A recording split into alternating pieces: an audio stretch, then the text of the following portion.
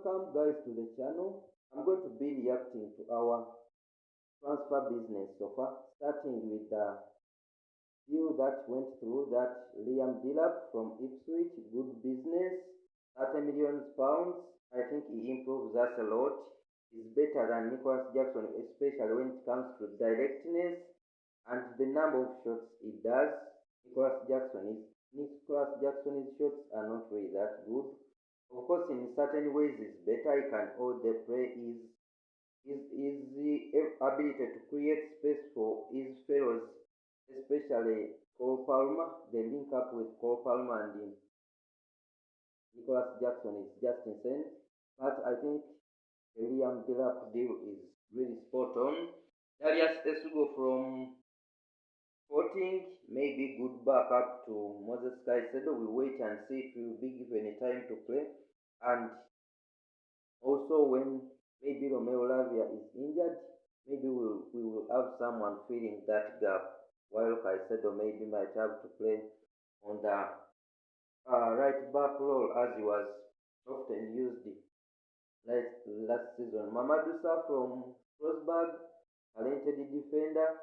We haven't seen much of him. I haven't watched him at once at all. So we wait and see how he will perform at the Club World Cup if given the opportunity. But we have a couple of younger players like Joshua Chempongo, a few Gilchrist. They haven't been given enough chance. Aaron Yansomino, they haven't been given chance, and now we sign another young defender. I don't know whether that's what we needed. We needed an experienced defender, or give the players that are there a chance to play. I think signing a talented defender was okay, but I don't think that was a position we needed to spend on, given that even Renato Vega did very well at Juventus and also with the Portugal national team, but he was left out of the Club World Cup squad. I don't know for which reason. We wait and see. I don't think that move was so much necessary, but maybe for economic reasons, especially for the future, yeah, the board decided to do that. When we go, those are the deals that were confirmed: Liam Delap, Dario essugo, and mammadou. And then the deals that didn't go through, we have Mohamed Kudus. His agent offered him to the club. He's said to leave West Ham, valued at around 70 million euros, but maybe, yeah, Chelsea are not interested in that type of winger. We wait and see if we will reignite it when the Club World Cup ends, and we see how exactly we will perform, and that will determine what we do. Then we had a chance to sign French international goalkeeper Mike Mingo from AC Milan. That deal didn't capitalize. 20 million euro valuation by AC Milan. Chelsea were only willing to pay 15 or up to 18, and the deal didn't go through on time. He kept 13 clean sheets in the Italian Serie A, compared to Robert Sanchez's 10 in the Premier League. But Robert Sanchez just played 32 games compared to the 37 games that Mike played for AC Milan. Also, in the Premier League, I think the highest number of clean sheets was 13 for Sales of Nottingham and Raya of Arsenal.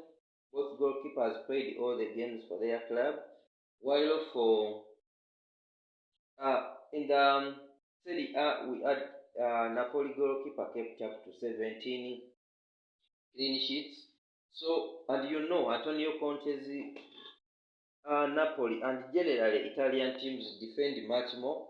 And we know even in the Premier League, David Raya doesn't keep the clean sheets by himself. It's a teamwork effort. So, if Robert Sanchez was able to keep up to 10 clean sheets despite missing 6 games when he was injured, and also when There are times when he did so bad that he was injured, that he was left out. I think it is a good achievement. 10 clean sheets relative to 13.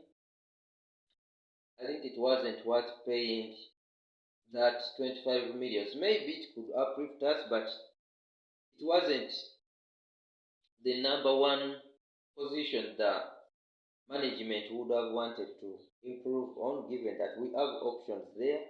Petrovic, who was also controversially left out of the squad, Slonina, Penders, and also Jorgensen, all could be given a chance instead of just going into the market again.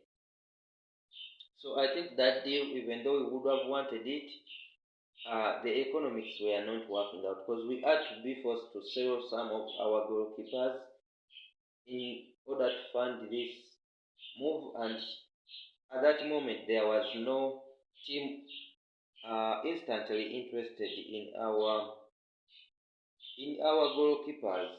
Another deal that didn't go through was that of Jamie Gittens from Borussia Dortmund. Before Jadon Sancho returned to Manchester United, and there is a place to fill there.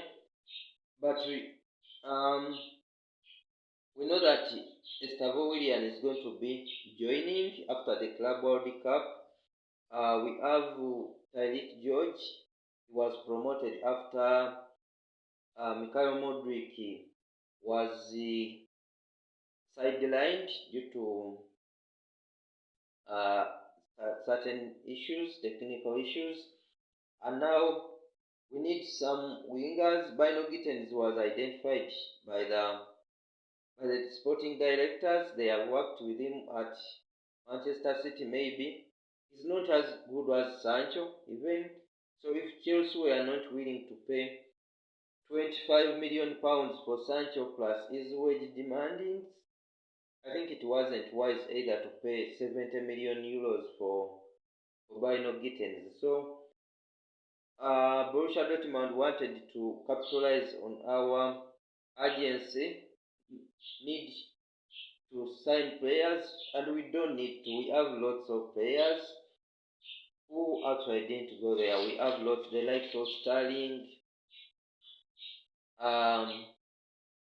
Kane Chukwuemeka, they all play in that position, nearly as good as Bino Gittens or even better, but they have not been given a chance to play. And signing another winger for £70 million. Recall we paid 65 for Estavo Willian. He's just joining. I think it's better we give him a chance and see what he can do. Also up front, we are somehow linked with the Hugo HTK, a move that might not be necessarily happening, because we have two strikers up front in Nicholas Jackson, whose contract was just extended last year up to I think 9 years. He has shown some potential. His shots are not the best, and that's an area where he needs to improve, but he isn't that awful. 14 goals in the first season and then 10 in the second one, despite being sidelined on for a good period of season. I think is not really that bad, and he can improve.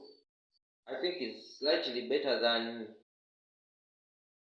Liam Delap, only that maybe Delap will need to show us if he can do well in under the Chelsea setup. So thank you for watching. Stay tuned.